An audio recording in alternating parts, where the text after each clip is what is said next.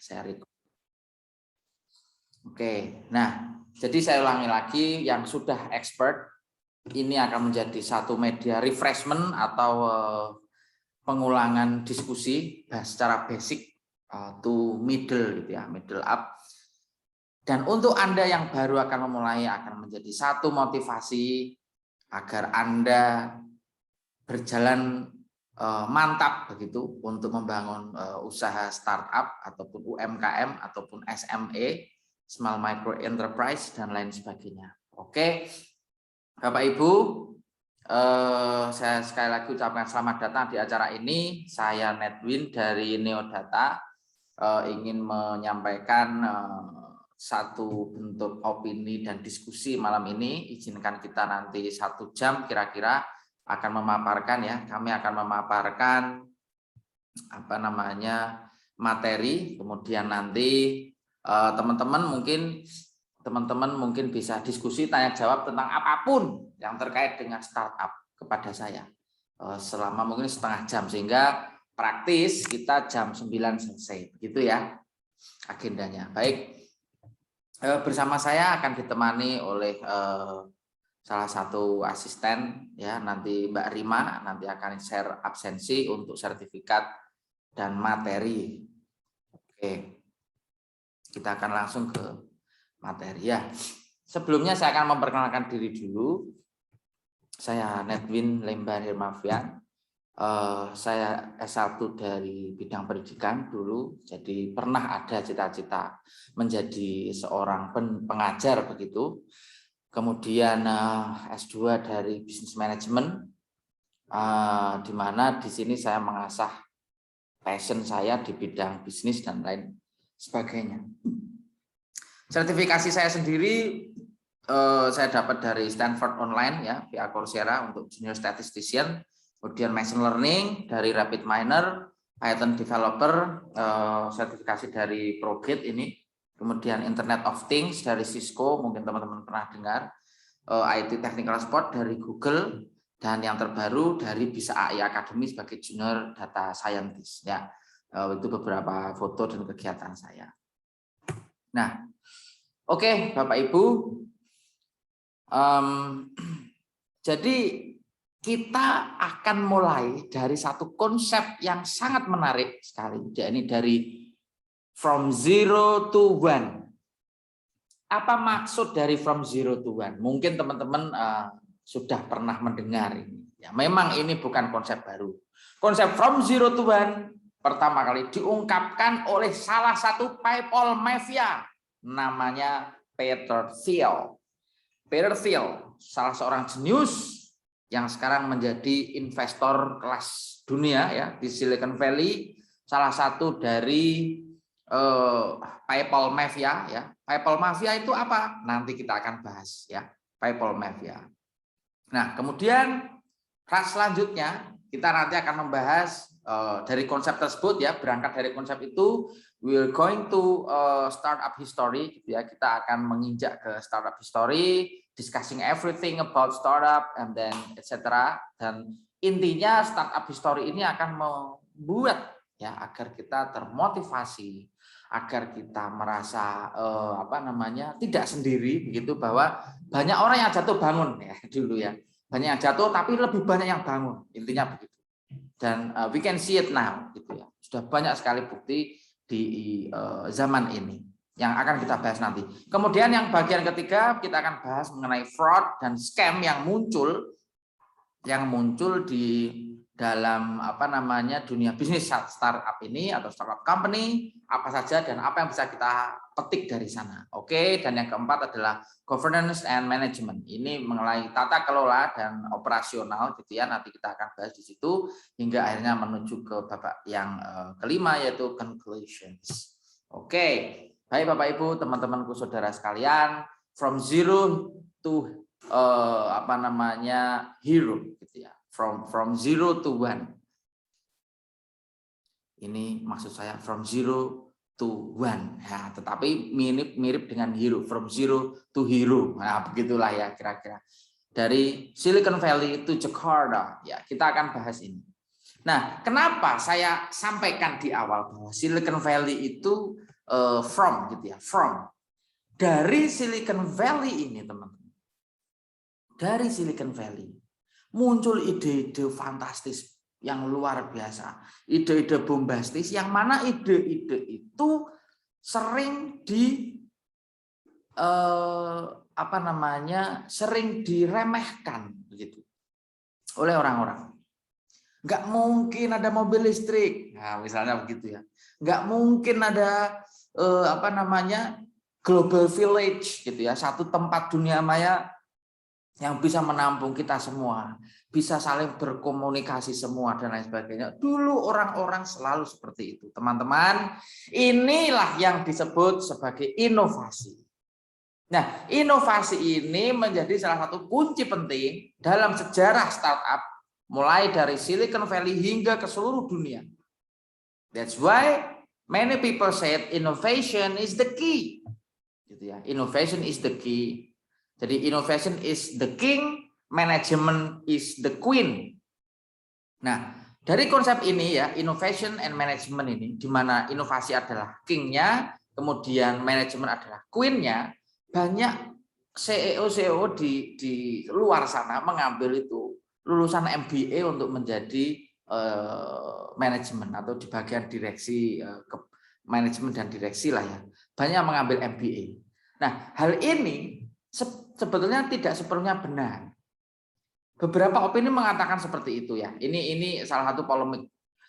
Di sisi lain, Elon Musk muncul dengan opini bahwa saya tidak akan merekrut MBA. Saya akan merekrut orang-orang teknik sebagai pionir-pionir di perusahaan saya. Begitu dia bilang. Artinya apa, Bapak Ibu? Ada marketnya sendiri, ada segmennya sendiri. Jadi opini-opini, teori-teori di dalam dunia manajemen bisnis terkait dengan startup itu tidak selalu benar. Teori itu bertumbuh, Bapak. Teori ini bertumbuh, dia mencari segmennya sendiri, mencari marketnya sendiri, begitu kira-kira. Oke. Nah, kemudian apa yang bisa kita cari lagi? Ya, mari kita simak ya, dari Silicon Valley to Jakarta. Dari mulai dia munculnya startup besar, big tech gitu ya, atau gigantic tech company atau giant company gitu ya. We know some names like Apple, kemudian Microsoft gitu ya, FANG gitu ya, Facebook, Amazon, Apple, Netflix, Google dan lain sebagainya. Luar biasa. Dari sana ide-ide besar itu kemudian ditarik ke negara-negara lain. Banyak kemudian expand ke negara-negara lain. Contohnya India. India menjadi salah satu perkembangan teknologi yang luar biasa.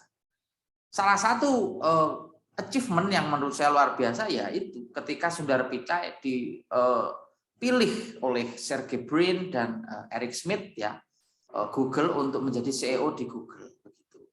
Nah, kemudian dengan itu semangatnya membara orang-orang India, belajar teknologi dan lain sebagainya.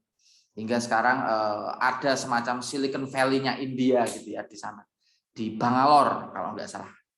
Nah, dari India kemudian ke Singapura, ke China, ke Indonesia dan kemana-mana ya. Jadi kita akan bahas konteks ke Indonesiaan kita nanti juga. Oke, baik. Nah, teman-teman sekalian, ini salah satu contoh orang sukses ya di startup, di mana dia dulu ya, Jeff Bezos. Jeff Bezos ini hanya memulai usahanya dari tempat parkir rumah, garasi rumahnya, tempat orang tuanya benerin sepeda dia, benerin motor dia. Nah, dari garasi itu dia punya ide nih. Saya ini suka baca buku katanya. Tapi saya pengen jualan buku juga gitu. Kalau saya jualan buku biasa konvensional, saya kira nggak mungkin gitu ya. Saya bisa kaya. Tapi kalau saya jual buku dengan memanfaatkan internet, ya ketika itu, maka akan dampaknya pasti besar. Dan saya yakin internet ini akan besar. Dia punya keyakinan itu, teman-teman. Waktu itu orang sangat apatis dengan internet. What can you do with internet? Gitu ya. tahun 99, 2000, 2001. Orang masih apatis terhadap internet, belum seperti sekarang. Jeff Bezos muncul dengan idenya yang luar biasa. Maka pada tahun itu peralihan dari 1999 ke 2000 gitu ya, New Millennium itu adalah disebut sebagai bubble.com gitu. Jadi ledakan.com gitulah intinya ya, ledakan internet atau munculnya website.com yang banyak sekali. Jeff Bezos kemudian mendirikan Amazon, menjual buku, teman-teman. Dia menjual buku terus menerus. Dia menjual buku, dia memikirkan pengirimannya. Waktu itu beberapa tahun itu hanya menjual buku saja dia. Jadi dia bekerja sama dengan publisher dunia untuk menjual buku dan dikirim ke seluruh wilayah di Amerika waktu itu. Kemudian meluas, produknya variannya banyak ya untuk buku, kemudian dia masuk ke retail akhirnya. Hingga kemudian kita terkenal sekarang Amazon ya sebagai perusahaan terbesar retail di dunia. Dan Jeff Bezos tahun lalu menjadi orang terkaya di dunia. Sekarang tergantikan dengan Elon Musk gitu ya, sahamnya lebih gede Tesla. Nah, oke, itu adalah contoh Bapak Ibu. We never know future. Kita nggak akan pernah ngerti future itu akan seperti apa. Sehingga orang seperti Jeff Bezos ini, orang yang percaya bahwa internet akan mengubah hidup di masa depan, perlu diteladani. Nah, teman-teman, ini yang saya sampaikan tadi ya. Jadi ada PayPal Math ya, but then later on ya, sebelum ke sana nanti saya mau jelasin dulu yang sebelah kiri ini. Luar biasa yang sebelah kiri ini, teman-teman. Kalau mungkin teman-teman pernah lihat filmnya siapa itu? Filmnya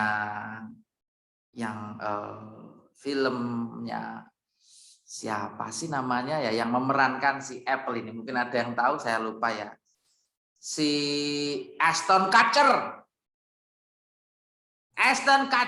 teman-teman, wajahnya mirip banget dengan Steve Jobs muda, mirip banget. Saya enggak tahu kok bisa seperti itu, tapi luar biasa itu salonnya ya, make up artisnya luar biasa. Jadi Ashton Kutcher ini memerankan si Steve Jobs waktu itu, dan banyak yang mengatakan ya 80% lah akurat film itu.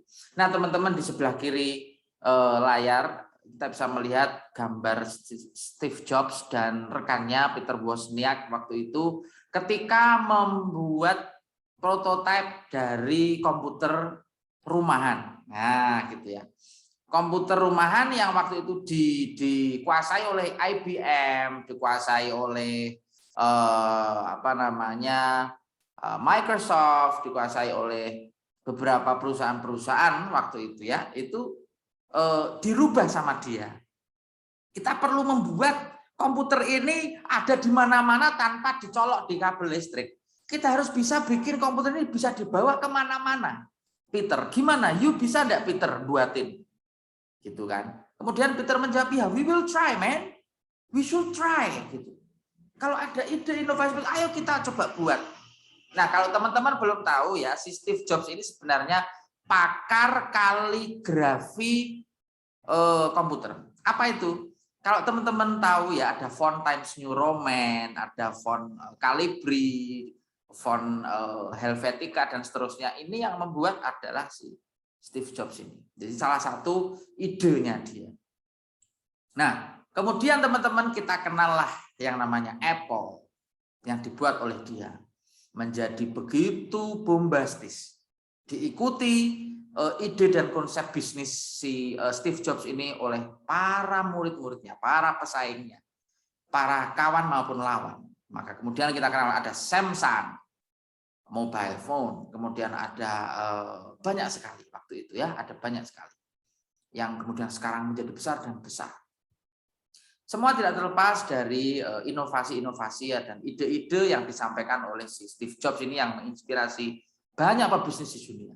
Nah, sekarang ini Tim Cook gitu ya, CEO-nya Apple juga mengatakan bahwa prototipe ide yang paling utama dari Steve Jobs adalah innovation and collaboration. Kenapa? Kolaborasi itu masuk di dalamnya. Karena we cannot do that alone. Satu pohon tidak akan bisa membuat hutan, teman-teman. If you want to make a forest, if you want to make a jungle, big jungle, then you have to bikin beberapa pohon gitu, yang you percaya bisa membuat hijau, gitu, yang membuat besar gitu ya. Oke, itu adalah salah satu contoh. Nah, di sebelah kanannya ini yang mau saya jelaskan, PayPal Mafia. Apa ini PayPal Mafia, teman-teman? Mungkin ada yang pernah dengar. PayPal Mafia adalah para alumni PayPal. Ya, PayPal itu adalah fintech pertama di dunia. Alat pembayaran transaksi pertama di dunia. PayPal. Nah, ini yang kemudian menjadi salah satu inspirasi atau tools media untuk seluruh fintech-fintech yang ada sekarang. PayPal ini luar biasa, luar biasa. Kalau tadi mungkin ada Amazon ya, kemudian mulai banyak yang mengikuti konsep bisnisnya seperti eBay, kemudian Jack Ma dengan Jack Ma itu apa sih namanya? Kok lupa saya. Lazada ya itu salah satu grupnya lah. Cuman yang di China itu ya saya kok lupa namanya. Nah, itu salah satu bisnis retail ya. Nah, ini PayPal juga sama, diikuti oleh banyak sekali.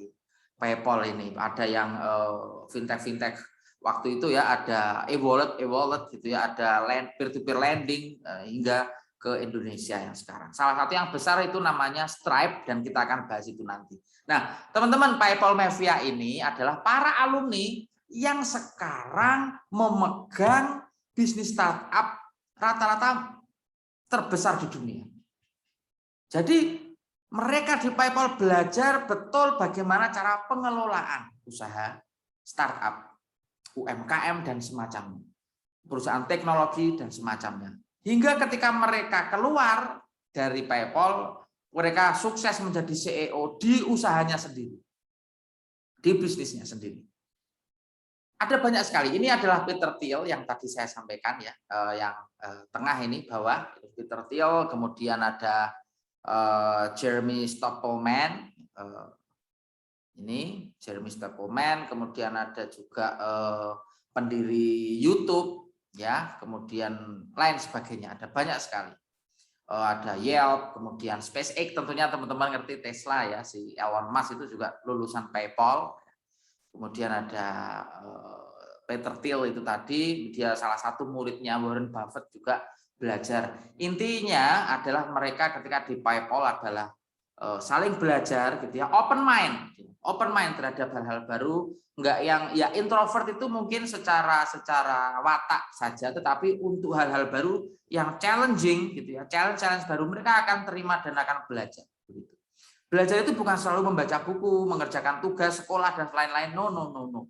Belajar itu adalah alam tak kambang jadi buku, itu yang saya maksud. Jadi mempelajari apapun yang ada di depan kita untuk kemudian kita interpretasikan dan applicable atau enggak di dalam bisnis kita, di dalam kehidupan kita. Kalau applicable, kalau bisa diterapkan, why not? Gitu kan. Kalau nggak bisa diterapkan, maybe there's another alternative, ada alternatif lain. Jadi teman-teman kita harus open mind dulu, yang penting jangan langsung defensif begini ya. Terhadap hal-hal baru we need to trust first ya. Kita harus percaya bahwa ini positif, percaya akan membawa perubahan di masa depan. Oke, nah ini yang kemudian tadi saya sampaikan ya teman-teman tentang Stripe. Stripe itu saat ini memiliki valuasi fintech terbesar di Silicon Valley. Dan ini CEO-nya hanya baru lulusan SMA waktu itu. Dua bersaudara kakak adik namanya John Collison dan Patrick Collison, ini Stripe. Ini yang punya Stripe. Nah,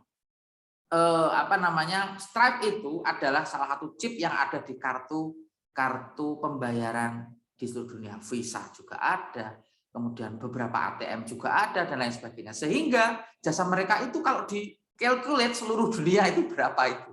Luar biasa. Nah, itu model bisnisnya Stripe yang menurut saya jarang orang pikirin. Di usia muda yang mungkin sekarang mungkin usianya ya sekitar 26 lah, 25-26 itu sudah jadi miliuner di Silicon Valley, ngisi acara-acara seminar bisnis di mana-mana, dipercaya oleh asosiasi, dipercaya oleh pemerintah, dipercaya oleh banyak orang. Sudah sangat bahagia. Dan ketika mereka ditanya, untuk siapa kamu persembahkan bisnis Anda? Untuk siapa kamu persembahkan kesuksesan Anda? Mereka bilang, untuk mama dan papa saya. Luar biasa, teman-teman. Oke, orang yang kita sayangi adalah salah satu kunci untuk membuat kita maju, mencambuk kita untuk terus berjuang. Begitu kira-kira. Oke, kemudian di sebelah kanan ada Melanie Perkins. Siapa yang belum pernah mendengar Canva? Yang belum pernah nyoba Canva, you guys need to try on. Yang belum pernah mencoba Canva, ya, salah satu tools desain online yang bisa Anda pakai untuk bikin poster, bikin PowerPoint, bikin video, blog, bisa bikin promotional banner dan lain sebagainya. Canva ini yang punya seorang cewek cakep masih muda, namanya Melanie Perkins. Dia orang Asia, kemudian sekarang tinggal di New Zealand kalau nggak salah, atau di Melbourne saya lupa. Nah, di sana dia kemudian berkewarganegaraan sana, menikah dengan orang sana, membuat bisnis Canva. Luar biasa. CEO-nya Melanie Perkins, dan sekarang punya lebih dari 1.000 karyawan di seluruh dunia. Isinya desainer gitu ya, ada yang programmer dan lain sebagainya. Seorang cewek, teman-teman. Jangan sampai ada pemisahan gender. Saya kira cowok dan cewek punya hak untuk sukses bareng gitu ya. Jadi we need to support them, and kita juga tidak boleh kalah. Kita harus selalu semangat. Oke, teman-teman. Yang ketiga adalah salah satu mentor saya yang saya ikuti terus blognya, tulisan-tulisannya, vlognya, yang namanya Marina Mogilko. Marina Mogilko ini adalah owner atau CEO, founder dari Lingua Marina. Lingua Marina adalah salah satu aplikasi belajar bahasa Inggris di Rusia waktu itu, sekitar tahun 2013-2014 lah mungkin awal-awal muncul. Karena Marina punya mimpi besar, dia bilang sama mamanya, "Ma, aku pengen pergi ke Amerika, Ma, ke Silicon Valley. Boleh enggak, Ma?" "Boleh, asalkan kamu dapat profit dulu dari usahamu." Setelah dia dapat profit beberapa tahun berjuang, pindah dia ke Amerika, ke Silicon Valley ini, kemudian dia menjadi salah satu pebisnis sukses di sana, startup juga. Dari pembelajaran bahasa Inggris dia arahkan ke traveling, membelikan tiket, membookingkan hotel, membookingkan travel dan lain sebagainya untuk orang-orang non Amerika yang mau ke Amerika. Begitu, luar biasa. Konsep ide bisnis yang menurut saya sangat menarik. Oke, teman-teman, itu sedikit tentang histori ya, yang mungkin saya ceritakan. Tetapi secara umum startup ini mulai ada sekitar tahun 1942. Kalau teman-teman pernah mendengar Alan Turing, ya, Alan Turing itu adalah orang coder atau orang yang mengkode pertama ya bilangan biner yang ada di komputer. Bilangan biner itu 1 dan 0 saja. 1 sama 0, teman-teman. Cuma 1 dan 0 itu bilangan biner. Nah, 10 nanti ada 1011, 1000 dan lain sebagainya. Itu yang kemudian menjadi interface, menjadi apa yang kita lihat di komputer. Nah, itu adalah si Alan Turing yang menciptakan. Nah, teman-teman semua, dari situ kemudian muncul ide bisnis di bidang teknologi. Dari situlah ya Silicon Valley menjadi tempat pertama di Amerika ketika itu untuk melakukan riset-riset teknologi, kemudian menjadi salah satu parameter atau barometer startup company di dunia hingga sekarang. Oke, begitu ya teman-teman. Nah, konsepnya adalah bring ideas to life. Kita perlu membawa ide yang ada di dalam imajinasi kita, yang ada di dalam pikiran kita ke kehidupan. Teman-teman mungkin pernah dengar ya Leonardo da Vinci, seorang jenius di abad Renaissance, abad pertengahan, yang membuat desain helikopter. Orang-orang ketika itu bilang, "Loh, kamu ini bikin gambar kayak gini ngapain? Mau kita punya kapal, mau kita punya perahu, you ngapain mau pergi kemana-mana pakai ini? Apa bisa kamu nerbangin?" Dia bilang, in the future, di masa depan akan ada energi yang bisa menerbangkan pesawat saya ini, yang kemudian kita kenal sebagai helikopter. Luar biasa itu, teman-teman. Kemudian siapa yang menyangka Ya, siapa yang menyangka lukisan Mona Lisa bisa sebegitu berabad-abad umurnya dan masih cantik seperti itu? Teknologi apa yang dipakai itu bisa sampai semurni itu? Nah, inilah salah satu contoh teman-teman, orang di masa lalu saja inovatif, apalagi di masa sekarang, gitu ya. Bring ideas to life. We can say that internet itu memang impacting, dia mempengaruhi baik itu positif dan negatif. Yes, that is true. Tetapi kita sebagai human kan kita punya prinsip, sehingga prinsip yang perlu kita bangun di dalam berinteraksi dalam internet itu adalah yang positif. Prinsip-prinsip yang berintegritas, begitu kira-kira, dan bertanggung jawab. Alright, lanjut teman-teman. Nah, bring ideas to life itu yang kemudian mengantarkan saya, salah satunya orang yang cukup passionate ya dan enthusiastic di bidang startup untuk membuat linguist, edu, dan neodata ini. Jadi saya percaya bahwa quote ini menarik ya. A person who never made a mistake never tried anything new. Orang yang nggak pernah membuat kesalahan, dia nggak akan belajar gitu loh, sesuatu yang baru. Saya mencoba berjuang ya. Saya mencoba untuk membuat something new. Saya punya passion nih di pendidikan nih. Saya pengen nih punya sekolah bahasa Inggris, kemudian nanti bikin aplikasinya dan hal-hal yang terkait itu tuh. Akhirnya saya bikin linguist edu, kemudian ya itu gedungnya ya seperti itulah ya. Namanya kita masih try on ya, masih trial and error juga, masih calculate business profit dan lain sebagainya. Tetapi once kita punya visi ke depan itu akan terjadi.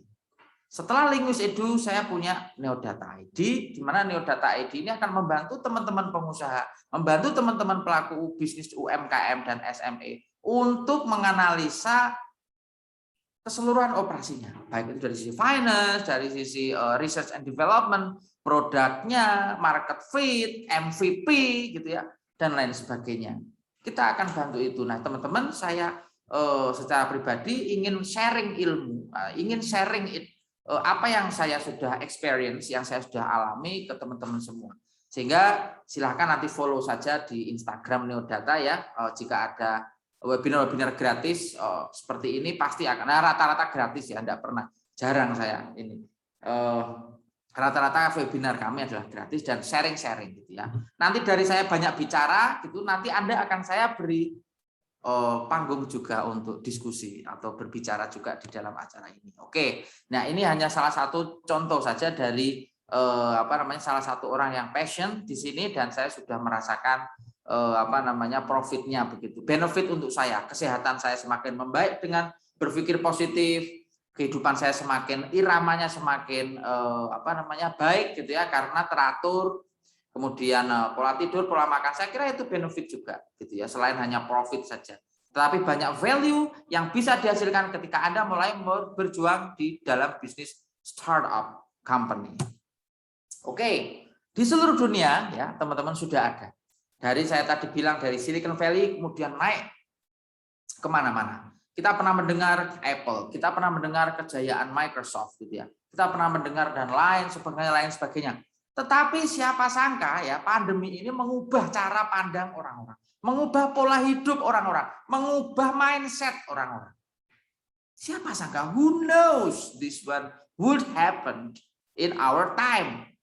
Saya sempat berpikir dulu ketika pandemi ini apakah akan seperti Aztec, Maya atau Inca yang ceritanya sungguh serem, ataukah seperti Atlantis kalau kita ekstrim begitu kan?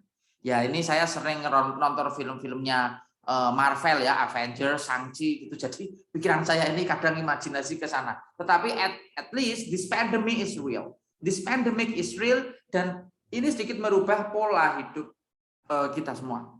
Salah satunya adalah pola hidup bekerja. Dengan adanya WFH, dengan adanya belajar daring dan lain sebagainya, maka muncul teknologi-teknologi baru, teman-teman. Muncul teknologi-teknologi baru yang menunjang, mendukung, mensupport agar hidup kita tetap baik, tetap sejahtera, tetap bisa memenuhi kebutuhan sehari-hari dan seterusnya. Kudos ya, kudos to what is it the name? Eric Yuan salah satunya ya. Kita perlu berterima kasih kepada Eric Yuan yang membuat Zoom ini ya, Zoom Cloud Meeting, walaupun dulu dia sempat didepak dari beberapa perusahaan ya. Eric Yuan ini kaya dadaan teman-teman. Semenjak pandemi pertama ya sekitar bulan Agustus tahun 2020 dia naik terus pesat walaupun sebelumnya sudah ada teman-teman. Sebelum Zoom ini sudah ada Skype, Talk Vision, sudah ada Google Meet dan seterusnya. Everything is available already. Tetapi Zoom ini muncul dengan value-nya yang luar biasa. Dia jarang sekali promosi. Dia jarang sekali banyak ngoceh di televisi untuk marketing dan lain sebagainya. Tapi dia tahu bahwa orang butuh aplikasi gue, gitu kan. Sehingga apa? Sehingga Zoom kemudian menjadi primadona kala itu sampai sekarang. Dia pinter, dia kasih gratis dulu nih. Gua kasih Zoom nih gratis. Yang mau kerja, yang mau sekolah, yang mau teleconference silahkan gratis dulu. Tetapi cuma sekian menit. You mau extend beberapa jam kemudian ya harus bayar sedikit. Kalau mau terus ya subscribe, ya subscription itu monthly subscription bisa, yearly subscription juga bisa. Nah ini ide yang menurut saya enggak kaleng-kaleng, ini luar biasa. Dan we can learn, kita bisa belajar dari konsep bisnisnya si Eric Yuan ini. Oke teman-teman, seperti itu kira-kira. Ya di dunia ini ya di world around the world we already have dua jenis perusahaan startup rata-rata. Kalau enggak big tech ya dia pasti small micro enterprise ya, atau UMKM ini, usaha mikro kecil menengah. Nah, ini sudah ada di mana-mana. Oke, nanti kita akan bahas itu. Nah, tetapi kalau kita berbisnis ada saja yang kadang ganggu gitu ya, yang sifatnya negatif itu. Ya, yang namanya yin pasti ada yang gitu ya, ada hitam ada putih, yaitu dualisme yang pasti ada di setiap masa. Saya kira kalau ada orang yang ingin berjuang, sukses dan lain sebagainya, pasti cobaannya banyak sekali teman-teman. Kalau mau mendaki gunung tertinggi di dunia yaitu Mount Everest, pasti banyak sekali godaannya teman-teman. Resiko hipotermia, resiko terpeleset dan jatuh, resiko hilang, dan lain sebagainya. Itu dalam konteks mendaki gitu ya.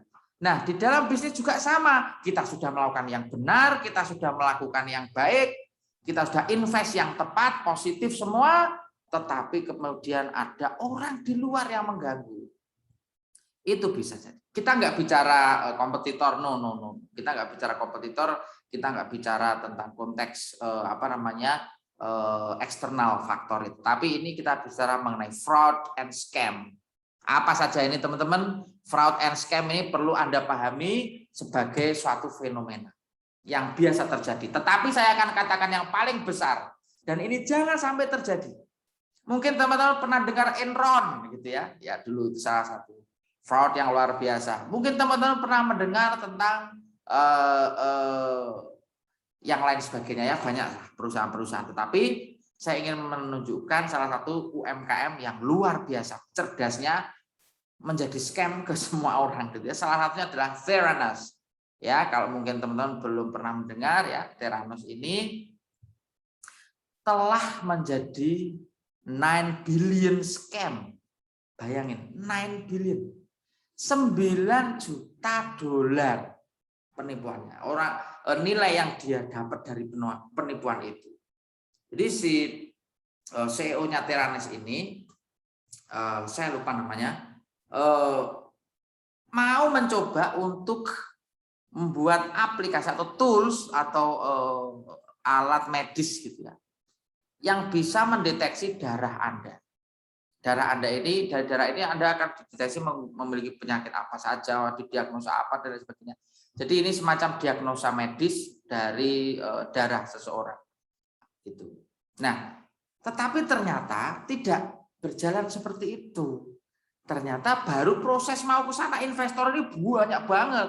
Nah, dia tidak kuat ini. Kenapa? Karena ya banyak orang yang mengatakan bahwa kalau sudah lihat uang, kadang itu orang lupa diri. Ya, itu ada benarnya. Nah, siapa namanya si CEO-nya Theranos ini, Elizabeth Holmes ya namanya, saya lupa. Nah, Elizabeth Holmes ini ketika ditangkap gitu ya, dia sempat menyalahkan pacarnya gitu. Dia sempat menyalahkan pacarnya, menyalahkan saudaranya ya, adiknya dan lain sebagainya. Jadi lucu ini. Sepertinya kemarin sudah diproses begitu dan enggak tahu ini karena dia ternyata masih salah satu keponakan atau mungkin cucu ya, saya lupa, dari direkturnya Enron dulu ini, si Elizabeth Holmes ini. Jadi mungkin ada semacam apa ya, impartasi begitu, ada semacam influence begitu ya. Oke, dan ini never, tidak boleh terjadi gitu ya. Scam dilarang, fraud juga dilarang. Yang kedua adalah seorang mama muda yang bernama Ruja Ignatova. Ini dari kalau tidak salah Hungaria atau Bulgaria, saya lupa. Dia dengan bisnis Bitcoin waktu itu ya, cryptocurrency, maaf, maksud saya cryptocurrency yang namanya OneCoin. Ya, cryptocurrency OneCoin nama produknya gitu ya, produk uang digital yang bisa digunakan untuk membayar, bisa digunakan untuk peer-to-peer lending, bisa digunakan untuk fintech dan lain sebagainya. OneCoin. Nah, sekarang di mana skemnya? Skemnya adalah ketika orang mulai masuk terus-menerus menginvestasikan uangnya ya, dia mau mengisi seminar bisnis, luar biasa. Semua orang sampai terkagum-kagum sama ini gitu ya. Dia bilang ini akan menjadi alat pembayaran masa depan, uang di masa depan, bla bla bla. OneCoin setelah investasi masuk, dia menghilang. Des, orang masuk ke aplikasinya juga seperti itu. Please wait, hanya please wait saja. Tidak diproses masuk ke ruang adminnya. Jadi teman-teman, saya dulu sempat berpikir, kalau aplikasi-aplikasi yang tidak punya integritas itu bermunculan terus, maka akan memperburuk citra startup di dunia. Nah, makanya sekarang ada asosiasi ya startup yang mengharuskan bahwa di bawah UN juga ya, United Nations itu mengharuskan bahwa pebisnis UMKM startup dan lain sebagainya untuk membuat responsible business dan integrity. Nah, itu nanti arahnya ke GCG, Good Corporate Governance, tapi yang penting kita harus tahu bahwa integritas dan tanggung jawab adalah komitmen kita semua sebagai pelaku startup. Oke? Jadi itu sudah disepakati oleh seluruh pebisnis di dunia, asosiasi. Nah, oke, sampai sini dulu. Kalau yang ada yang mau ditanyakan silahkan sebelum saya masuk ke governance and management. Silakan.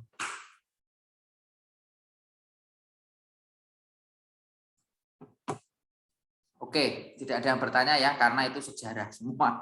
I know. Sekarang saya akan lanjut. Governance and management. Nah, kenapa dua hal ini akan saya bahas? Dan saya katakan ini adalah kunci dan penting. Karena kalau kita bisa governance, maka kita akan bicara tentang tata kelola. Di mana tata kelola ini selalu saya ingat betul bahwa Philip Kotler dan Michael Porter mengatakan bahwa governance is an art, sebuah seni. Ini saya masih punya bukunya ini loh. No, kalau tidak percaya, ini bukunya semua ini di belakang saya. Jadi saya berusaha untuk memahami betul seperti apa sih cara mereka ya. Startup way atau cara berpikirnya orang-orang startup ini seperti apa sih sebetulnya ya? Kok dia tuh sangat disruptif, sangat inovatif? Apakah selalu seperti itu? Ternyata enggak ya. Banyak juga yang plagiat. Teman-teman ya. Banyak sekali. Banyak yang bilang bahwa wow, man, sekarang banyak sekali kita bisa mengetik, baik bisa pakai Word, bisa pakai banyak sekali. Nah, kalau kita bilang ya sebetulnya kalau mereka mau bikin produk baru, tools untuk mengetik ya harus ada yang beda dong. Kalau kita bicara Microsoft Word, ya Microsoft Word, kemudian kita masuk ke Google,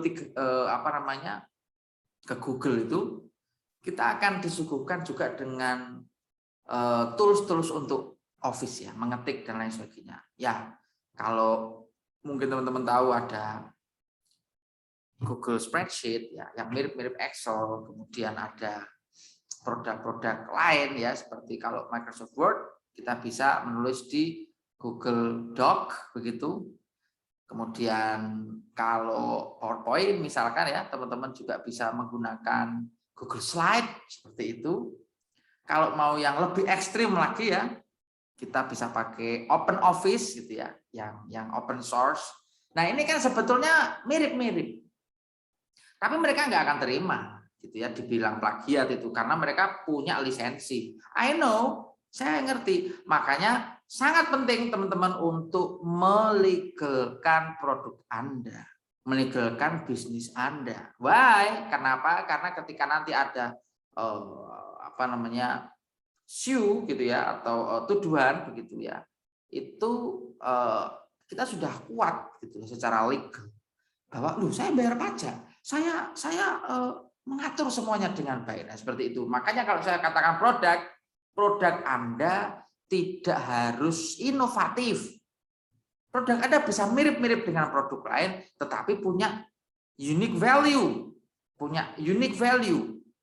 Nah, teman-teman, desain produk yang baik adalah desain produk yang menjawab kebutuhan masyarakat atau orang-orang.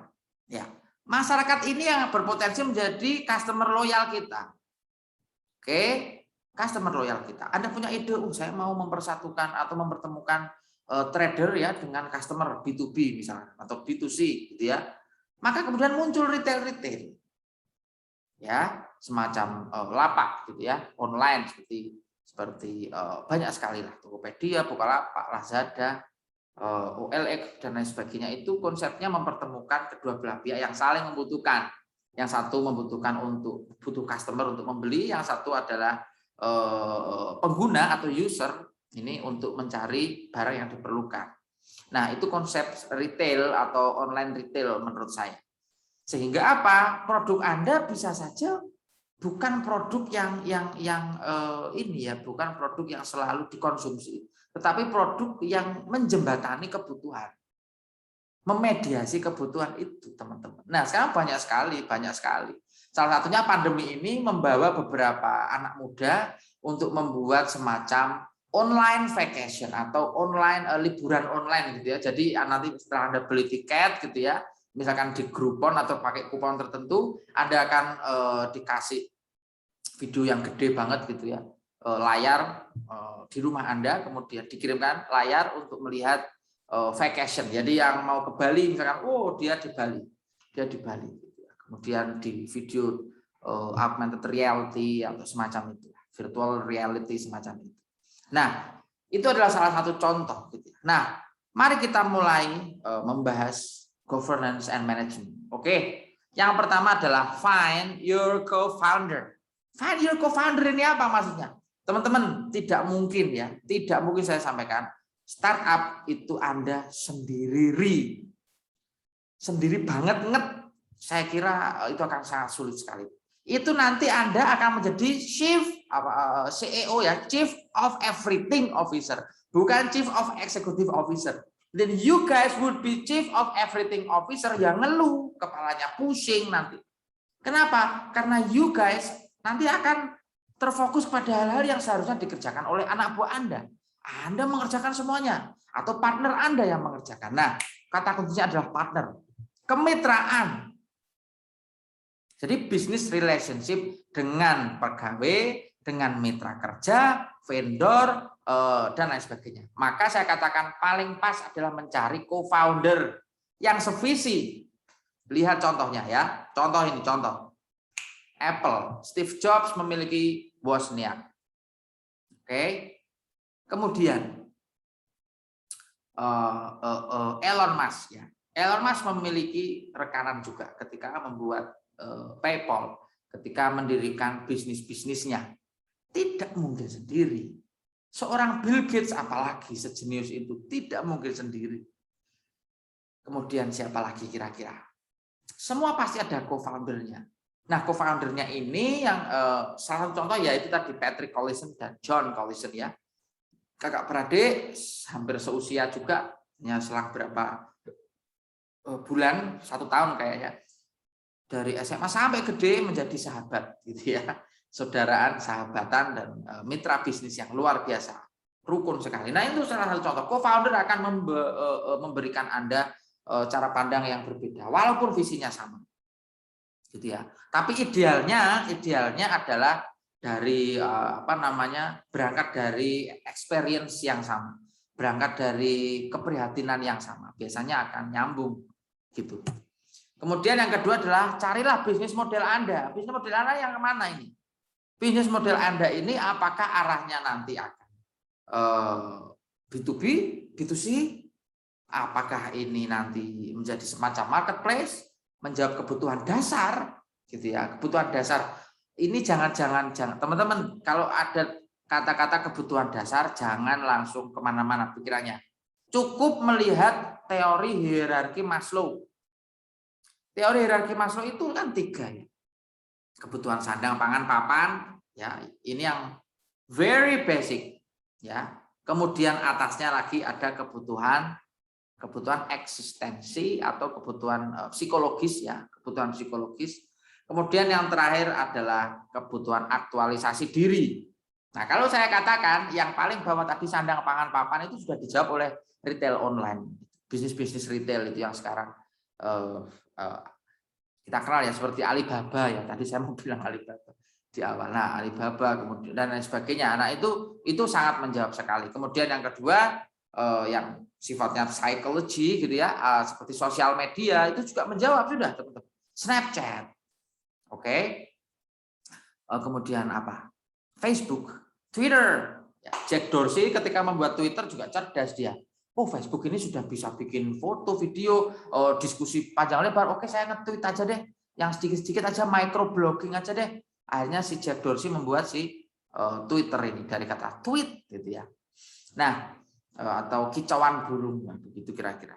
Nah, kemudian yang terakhir aktualisasi diri, ya ini bisa langsung kita katakan TikTok. Gitu ya. TikTok ini aktualisasi diri, ekspresi diri dan lain sebagainya, pengakuan gitu ya, kebutuhan ingin diakui oleh sosial dan lain sebagainya. Alright. Nah, ini dari kebutuhan dasar ini Anda ingin masuk ke yang mana dan segmennya siapa saja nih. Oke, teman-teman tidak perlu takut, cukup mencoba. Tapi kalau betul-betul takut mencoba untuk mengeluarkan investasi atau mengawali bisnis, maka riset saja dulu. Riset dulu. Jadi bisnis model mana ini yang mau saya masuki. Tidak perlu belajar tentang canvas bisnis model, tentang blue ocean strategy dan lain sebagainya, itu terlalu teoritis. Ya silakan untuk sebagai referensi, tetapi saya katakan if you want to make a research on business model, then Anda cukup melihat contoh saja. Anda pengen seperti siapa sih? Bisnis Anda ini Anda kira bisnis yang bagus dan cocok dengan passion Anda yang mana? Relevan dengan situasi Anda yang mana? Yang friendly dengan budget Anda yang mana? Kan begitu. Yang resikonya minim, yang seperti apa? Kan begitu. Loh Pak, pasti ada bilang, kan di awal pasti bakar duit Pak. Kita pasti banyak keluar uang dulu, bikin diskon, bikin benefit untuk customer dulu, user dulu, baru kita nanti sukses belakangan Pak. Sebenarnya nggak seperti itu juga teman-teman. Saya sendiri mengalami jatuh bangunnya, membangun usaha begitu ya. Tetapi selalu kita buat NAB, ya, nilai ambang batas. Jadi nilai ambang batas titik aman itu mana? Sumbu XY-nya ini ketemunya ini di mana? Itu yang kita kejar. Begitu kita kira-kira, sehingga oke lah kita mungkin loss ya, tetapi kita masih bisa memikirkan profitnya. Oke, nanti akan ditutup dari pos ini, dari pos itu, dan lain sebagainya. Ada mungkin subsidi silang, ada mungkin cross function bisnis dan seterusnya. Ya kita itu kembali lagi ke mindset teman-teman sebagai pengusaha. Oke, nah ini yang banyak orang lupa bahwa membangun MVP dan market fit ini sering sekali dilupakan oleh orang-orang. Padahal ini penting ini sangat penting. Kalau teman-teman lihat melakukan, jadi saya itu percaya bahwa membuat digital forensik ya, startup forensik ini penting. Teman-teman coba nanti bisa lihat Slidebin, nama channelnya di YouTube Slidebin itu dia banyak membahas tentang startup forensik. Jadi dia menginvestigasi kesuksesan startup itu seperti apa, kemudian startup yang jatuh seperti apa. Selain itu ada juga Cold Fusion ya. Cold Fusion ini dibuat oleh Dagogo Altrade namanya, orang Australia, luar biasa gitu ya. Itu membahas juga tentang startup forensik, bisnis forensik. Dia membahas tentang investigasi forensik dari satu startup tertentu gitu ya. Oke, MVP ini saya dapat dari diskusi dengan dengan mereka gitu di sosial media, bahwasanya minimum viable product, MVP itu minimum viable product itu harus didapat dulu, baru ya, minimum viable product harus didapat dulu, baru nanti bisa diterima oleh customer. Jadi minimum requirement dari produk kita untuk menjawab problemnya si customer atau menjawab problemnya orang-orang, gitu loh. Itu teman-teman. Jadi usability minimum dari produk kita itu adalah MVP. Kalau sudah dari minimum saja ya, kriteria produk kita diterima, maka kita bisa expand tuh ke depannya. Luar biasa itu. Itu bisa kita expand banyak sekali. Gitu. Oke, kita bikin orang loyal dulu, kita bikin orang menerima kita dulu, kita bikin orang selalu ya. Kalau mungkin saya bilang harus ketergantungan dengan kita, saya kira ekstrim ya. Bikin orang setia, gitu ya, loyal dengan kita. Maka itu akan enak nanti. CRM-nya bagus, manajemennya bagus, tidak merugikan, customer service-nya oke, service excellence-nya juga luar biasa, pasti deh, pasti, percaya saya. Pasti itu akan dipakai terus oleh user-user Anda. Nah, kemudian kita bicara market fit. Market fit ini begini teman-teman, ada satu market, apalagi we talk about Indonesia ya. Indonesia ini diverse banget gitu loh, beragam banget dari sisi suku, ras, kemudian religion and everything, culture gitu ya. Tetapi kalau kita bicara market fit, maka kita akan bicara ada juga cara menerima mereka itu akan beragam. Gitu ya. Kita mau misalkan jualan batik gitu ya. Batik itu ada banyak jenisnya. Ada batik Pekalongan gitu ya, ada batik Jepara, ada batik Jogja, dan lain sebagainya. Nah, kalau kita menjual batik di kota batik lain, ini kira-kira bagaimana? Nah, ini fit atau enggak ini marketnya? Belum tentu fit ya. Justru itu bisa red ocean itu, berdarah-darah strategi gitu ya. Red ocean strategi, bukan blue ocean. Nah, kita kan ingin ke blue ocean ini ya. Blue ocean strategi. Kita ingin mengarahkan ke sana. Sehingga kita perlu melakukan strategi. Misalnya adalah batik itu akan diintegrate atau akan komposisinya akan dilokalkan. Nah, begitu kira-kira. Jadi kita untuk melihat market harus melihat juga siapa. Ini yang disebut sebagai user persona. Kita harus tahu mempersonalisasikan produk kita ke user gitu loh. Mempersonifikasikan atau mempersonalisasikan produk kita ke user itu maksudnya dia dari sisi pribadi, dia pengguna itu menerima betul dan menggunakan betul produk kita. Itu maksud saya.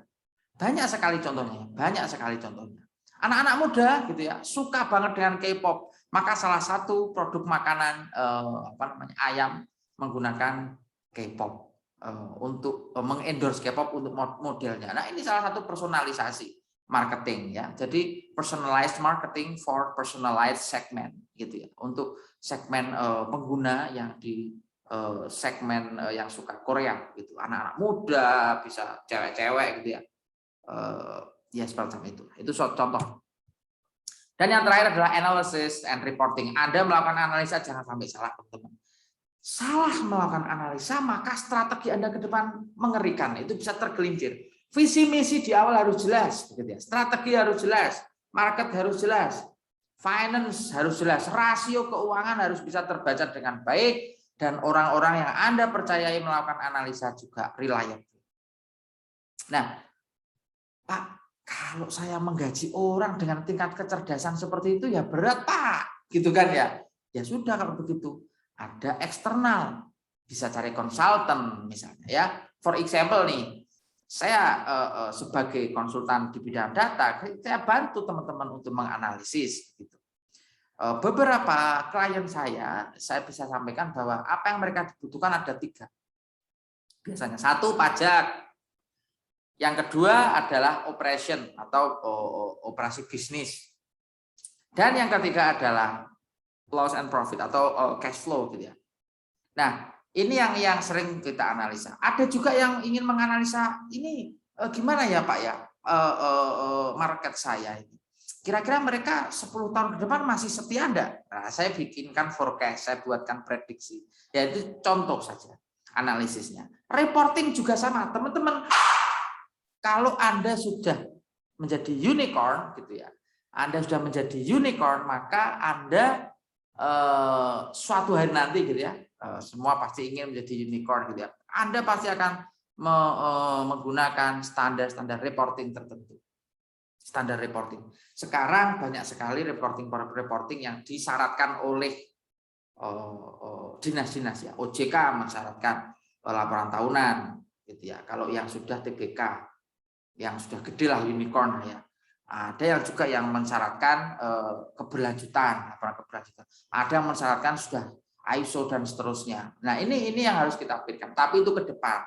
If you guys still starting out gitu ya, still mencoba atau memulai gitu ya, maka itu nanti saja. Yang penting Anda harus berani berjuang, harus mencoba dan strateginya tepat sasaran. Oke, set inisiatifnya harus segera dibuat dan company value-nya apa.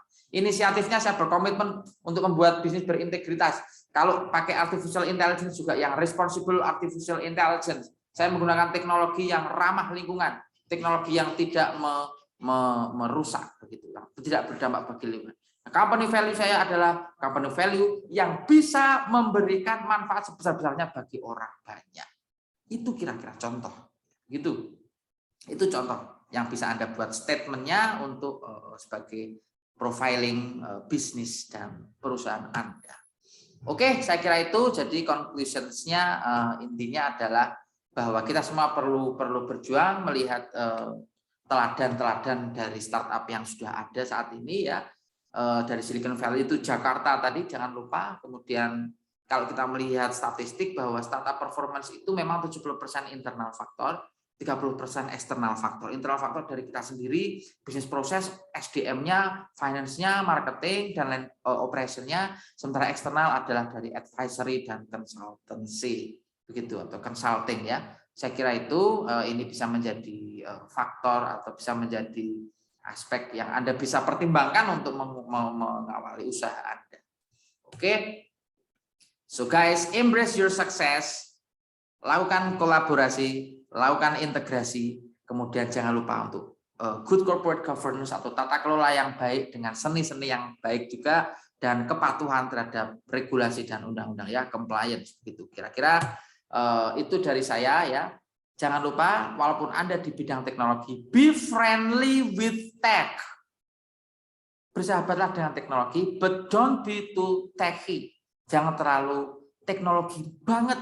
Teknolog atau semacam itu ya. Jangan menjadi teknolog banget gitu ya. Anda sedikit-sedikit mencari informasi dari Google gitu ya. It's not always validated. Dari Google itu tidak selalu tervalidasi ya teman-teman informasinya. Ada yang semi hoax juga, ada yang totally hoax, ada yang true, ada yang betul-betul valid dan seterusnya. Nah, ini saya kira kita perlu juga membaca beberapa referensi dari jurnal, dari buku, dari academic paper, research dan seterusnya. Baik, itu saya kira semoga bermanfaat. Saya tidak akan banyak cakap lagi setelah ini. Anda bisa langsung tanya jawab ya. Thanks ya. Jadi if you have any questions, Anda bisa langsung hubungi nomor ini, salah satu admin kami di Neodata yang akan membantu Anda melakukan analisa data bisnis dan operasional. Kemudian yang mungkin tertarik ya belajar bahasa Inggris, maybe you can contact itu juga ke Linguist Surabaya. Di website itu neodata.id dan linguiski.com. Kebetulan saya siap ya, saya ada di 2 entity itu untuk membantu Anda bertumbuh bersama. Oke, terima kasih. Begitu dari saya lanjutkan untuk tanya jawab gitu ya. Ya, link absensi sudah ada disampaikan oleh Mbak Rima di chat room. Jangan lupa untuk mengisi itu agar mendapatkan sertifikat material dan informasi lainnya. Silakan. Yang mau bertanya bisa langsung unmute dan menyampaikan keluh kesahnya. Silakan.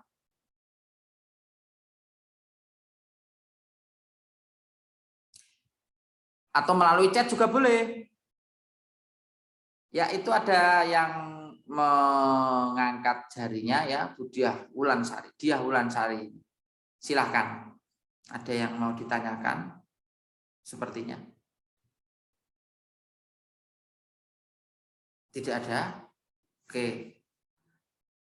Silahkan yang mau bertanya ya tentang startup atau serba-serbi mengenai startup ya bisa chat saja, nanti akan saya jelaskan. Atau terlalu banyak yang saya sampaikan, oh I'm sorry. Silahkan. Oke, betulan ini tidak ada ya. Itu oke, dari Bu Rosida ya, silahkan. Saya langsung unmute saja, di unmute, kemudian disampaikan, silahkan. Halo, selamat malam Pak. Selamat malam Bu Rosida.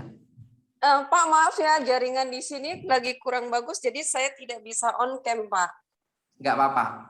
Ya, Pak, saya ingin bertanya seperti ini. Tadi ada slide yang terakhir-terakhir tentang kolaborasi.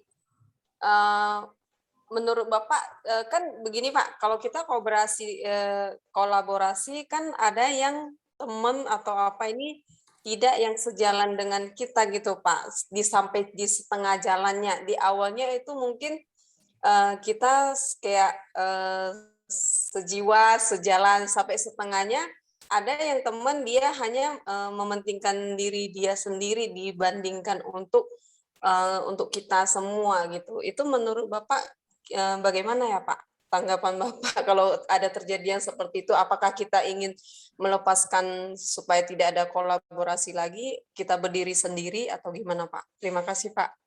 Ya, Bu Rosida, terima kasih. Pertanyaan yang luar biasa dan menarik dan penting. Saya bisa menjawab 3 hal ya. Yang pertama, Anda harus percaya dulu dengan teman. Kalau tidak percaya, tapi dia punya potensi, buat agreement. Buat perjanjian tertulis dengan materai bahwa kita harus sama-sama kerjasama, nanti penghasilan profitnya dibagi sekian. Itu profesional. Nah, tapi kalau kita hanya dari awal sudah setengah-setengah gitu ya, kebetulan kita ini sangat full pokoknya energinya, tapi dia setengah-setengah nih Bu. Ya sebaiknya kita tanyai lagi komitmennya. You masih committed enggak dengan bisnis ini? Kalau you ngerasa sudah enggak cocok, ya sudah. Saya akan cari co-founder yang lain. Jadi intinya kan Ibu ini sedang mencari co-founder yang tepat. Kalau sudah menemukan yang tepat, maka buatlah agreement tadi. Kalau Ibu merasa nggak yakin, dia akan membantu, tapi justru akan membawa ke arah yang tidak baik, maka bicara langsung saja. Saya merasa bahwa keberadaan kamu tidak memberi value, tidak memberikan manfaat yang signifikan, sehingga saya harus memutuskan nih, kan saya yang banyak investasi gitu kan ya. Nah kalau misalnya dua belah pihak investasi, maka disampaikan saja ya sudah saya balikin investasimu, atau kamu jadi investor pasif saja, tidak usah investor aktif, kamu tinggal nerima aja, tidak usah ikut ngurusin gimana, tapi sahammu paling sedikit nih 10% misalkan. Nah itu semua alternatif bisa dicoba Bu Rosida. Sehingga apa? Sehingga win-win solution yang ada. Kita bisa contoh banyak sekali. Jack Dorsey itu dikhianati temannya bolak-balik 2 kali. Terus yang bikin siapa Facebook itu, si Mark Zuckerberg itu kan juga dulu 2 orang awalnya. Akhirnya mereka bermusuhan kan. Kalau teman-teman lihat filmnya. Mereka bermusuhan. Yang satu kemudian minta saham. Yang kemudian dilanjutkan oleh dia. Steve Jobs juga sama. Dia ditinggalkan teman-temannya, bukan dikhianati, teman-temannya nggak kuat sama dia karena terlalu jenius, terlalu inovatif, dan di masanya kurang begitu diterima kala itu. Baru di sekitar tahun mungkin ya awal-awal ya 2005 lah mungkin ya. Itu baru betul-betul Apple ini luar biasa. Nah itu yang saya kira perlu dipertimbangkan Bu. Intinya adalah Anda mau maju atau mau mundur. Kalau mau maju bareng, let's go. kita bikin agreement dan kita patuh dengan agreement itu. Tapi if you want to be mundur gitu ya, ya sudah, berarti ya segini saja kita bersama. Intinya kan begitu. Ada perpisahan, ada pertemuan, segitu aja. Nggak apa-apa. Saya sangat-sangat berpengalaman kalau masalah dikhianati itu. Saya ngerti banget rasanya, Bu. Baik itu dari sisi bisnis ya atau teman dan lain sebagainya. Jadi yang penting kita mau maju saja.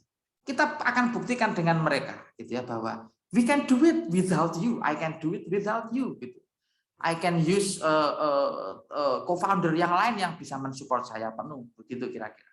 Oke, Bu Rosida ya. Ya.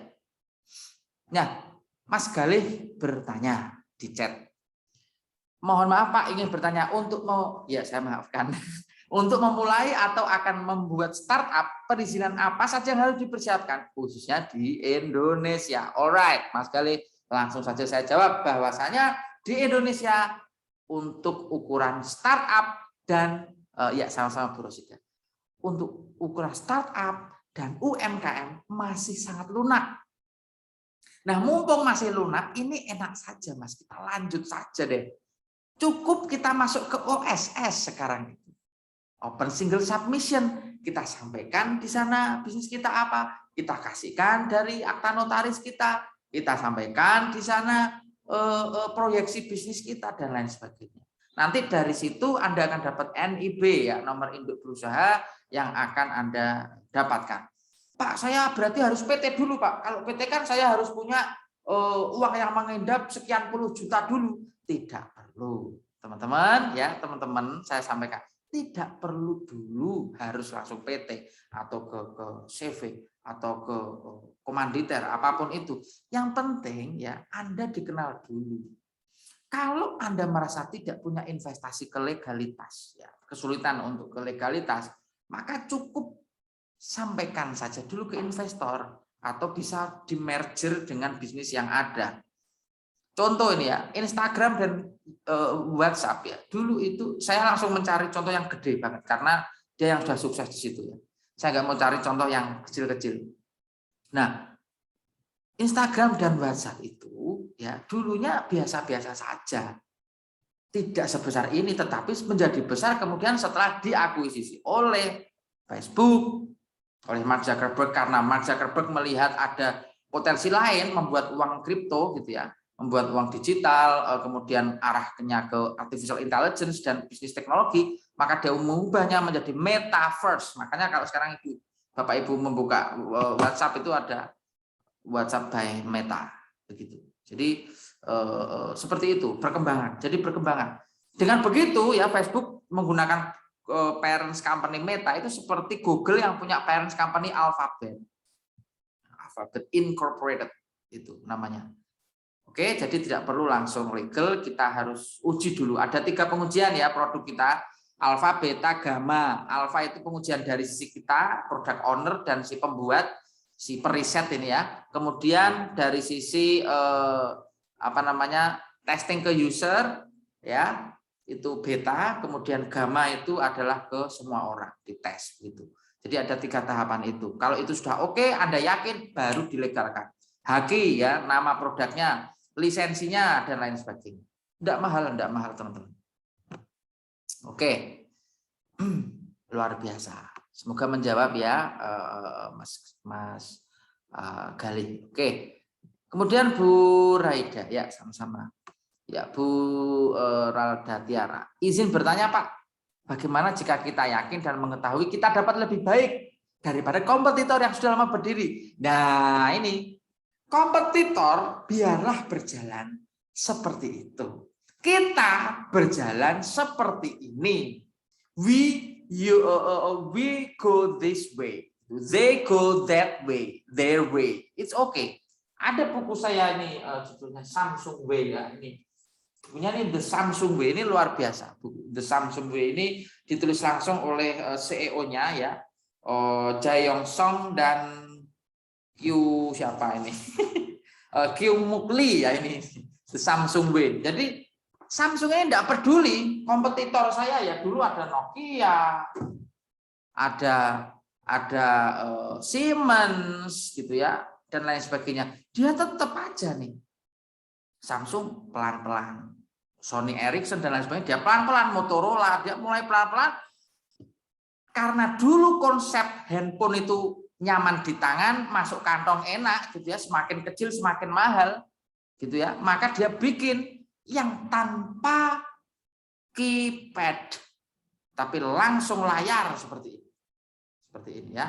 Langsung layar seperti ini. Nah, ini luar biasa. Orang bisa langsung memanfaatkan dan lain sebagainya dan lain sebagainya. Nah, ini saya kira menarik sekali teman-teman. Karena apa? Kompetitor mau berjalan seperti itu, tapi kita merasa lebih baik. Ada dua pilihan. Kita tawarkan ke mereka bahwa I can give you more value. Saya kasih kamu lebih unik lagi value-nya. You mau enggak merger saya? You mau enggak beli produk saya? Itu kalau Anda mau beli, kalau mau menjual ya. Kalau enggak, berarti Anda bisa langsung berkompetisi, enggak masalah. Salah satunya adalah Jeremy Stapoman yang tadi saya sampaikan di awal, dia adalah salah satu dari PayPal Mav ya. Ketika Yelp itu salah satu aplikasi untuk mereview makanan, restoran, hotel, booking, traveling dan lain sebagainya. Yang kemudian disinyalir. Ini maaf ini disinyalir. Semoga saya salah betulnya tidak tahu, tapi ceritanya begitu. Disinyalir, diadopsi ya model reviewnya itu, ratingnya itu oleh Google Review gitu. Oleh kalau kita ini kan ada reviewnya ya, itu dianggap mengambil dari Yelp namanya. Nah, cuman itu ya secara hukum sudah mereka proses gitu ya. Hasilnya seperti apa saya nggak ngerti. Cuman yang jelas produk yang mirip dan hampir sama itu Anda bisa langsung aja kompetisi, nggak masalah. Jadi mirip-mirip nggak masalah, tapi ada hal yang mungkin berbeda, hal yang mungkin menarik. Gitu. Oke, saya kira itu menjawab dari Mbak Ralda Tiara. Silahkan yang lain, jangan sungkan bertanya. Mumpung ketemu, kita masih punya waktu sekitar ya 15 menit lah. Silahkan. Ya, sama-sama. Oke, tidak ada yang bertanya ya. Mungkin ada yang bilang, Pak, ini saya punya ide bisnis seperti ini, gimana Pak? Cara memulainya. Terus saya nanti resiko seperti ini, gimana menghadapinya? Silakan. Kalau teman-teman punya pemikiran seperti itu, saya open sekali. Saya pun ketika mengawali bisnis sangat takut. Saya merasa nanti kalau saya rugi gimana, Tapi ketakutan itu nggak berdasar. Kenapa? Karena itu baru ada di imajinasi saya. Saya harus nyilam, saya harus berenang langsung agar tahu dalamnya lautan, kan begitu. Agar saya tahu seberapa dalam resiko yang bisa saya hadapi. Sehingga apa? Sehingga saya kemudian termotivasi untuk terus ya, berusaha. Pak, saya masih mahasiswa, apakah memungkinkan? Sangat memungkinkan. Tadi ya John Collison dan Patrick Collison itu masih SMA men, gitu ya. Pak, kok mereka bisa sekaya itu ya Pak? Padahal mereka nggak ngerti manajemen, kok bisa mengelola startup gitu ya? Padahal mereka cuma belajar coding, bikin aplikasi, programming gitu-gitu. Karena mereka pede. Karena mereka pede dan mereka merasa bahwa ini loh jawaban dari apa namanya yang dibutuhkan orang-orang gitu loh. Ini loh jawaban apa namanya yang dibutuhkan orang-orang. Produk saya ini yang akan berguna di masa depan kan begitu ya. Dia pasti sudah memperhitungkan resiko, sudah memperhitungkan banyak hal. Nah, ini yang perlu kita teladani. Baik teman-teman, mungkin sudah mengisi absen, saya persilahkan untuk mungkin saya informasikan juga ya. Setelah ini sebelum saya tutup, saya informasikan bahwa mungkin 2 minggu ke depan atau sekitar bulan Desember saya akan mengadakan bootcamp ya. Kali ini berbayar 150 mungkin ya. Sekitar segitu untuk menjadi konsultan bisnis ya. Nanti untuk lebih jelasnya bisa langsung menghubungi Mbak Rima di nomor bisa Mbak Rima bisa ngetik ya nomor WA-nya di situ untuk bertanya-tanya menjadi konsultan bisnis itu seperti apa gitu ya. Saya sendiri sudah cukup lama ya menjadi konsultan bisnis dari sisi operation, kemudian sisi data analisis, Sehingga saya ngerti betul UMKM itu seperti apa sih tantangannya gitu ya. UMKM yang seperti ini itu resikonya seperti apa, produknya begini itu resiko seperti apa. Kalau terkena pandemi itu seperti apa pengaturannya, dan saya ngerti beberapa pengalaman klien gitu ya. Sehingga ketika kita diskusi rich gitu ya. Jadi secara bahasan itu luas sekali. Oke. Nanti Mbak Rima akan menulis di chat nomornya, kalau tidak mungkin akan saya tampilkan begitu. Wait. Mbak Rima, Mbak Rima ini enggak ini sepertinya.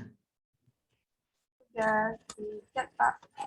Iya, di chat ya nomornya ya, biar teman-teman mungkin yang mau pengen ikut bootcamp ya.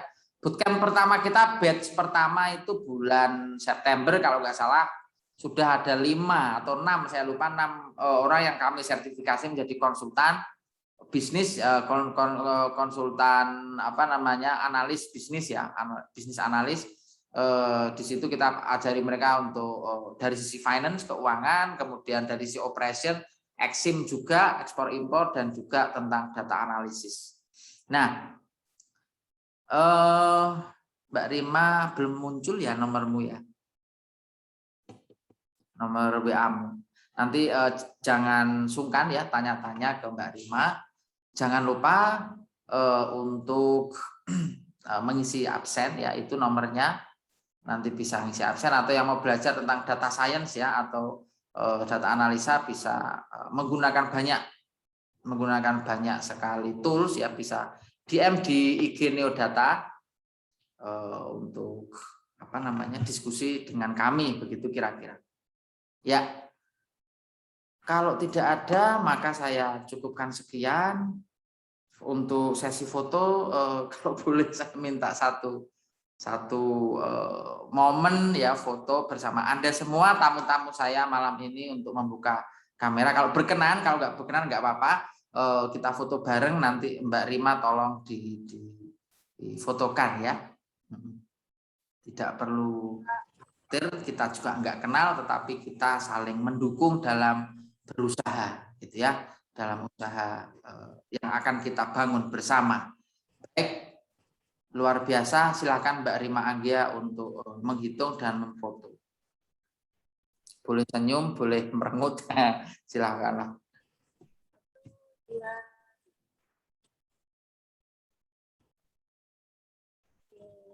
Sudah Pak. Oke ya, terima kasih ya. Ya, baik teman-teman, terima kasih sudah bergabung. Sampai jumpa, sukses selalu, sehat selalu, semangat selalu. And dadah, selamat malam semuanya, dadah, sampai jumpa kembali. Dah. Saya izin live group ya. Oke.